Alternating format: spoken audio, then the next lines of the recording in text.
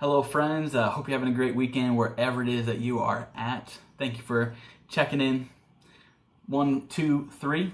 The one verse is this. It's Colossians 4, verse 2. Paul says, continue steadfastly in prayer, being watchful in it with thanksgiving. It's a pretty simple verse as Paul is now entering into the conclusion of his letter to the Colossians. Truth number 1, God desires to hear from you. It's really profound if you think about it. Man, the God who spoke the universe into existence now desires to hear from us, from you.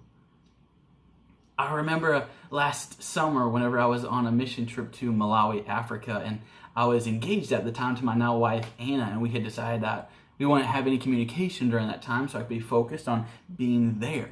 And as I was on the flight back to the States, I just had this longing to hear from her, to be in her presence, especially because of how long it had been since we had been separated. And now God is not needy by any means, but He longs to hear from us. So no matter how long it's been since you've prayed to Him or what your prayer life has been like recently, man, go to Him today, tonight. Enter into His presence because God desires to hear from you. And then what are we praying for? Paul helps us down a little bit, and it leads us to truth number 2. Focus on being faithful over being free. Now, where do I get that? I get that from Paul, his motivations of what his prayers are.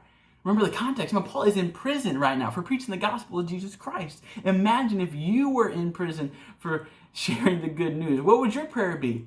Man, get me out of here.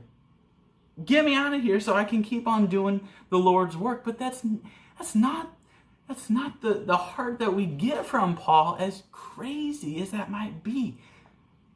From this passage, he really gives us 4 things. He gives us thanksgiving, to have an attitude of gratitude.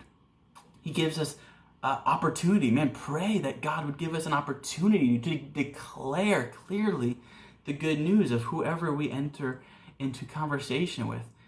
To walk in wisdom. That we make the best use of the time because we realize that every day is a gift from God.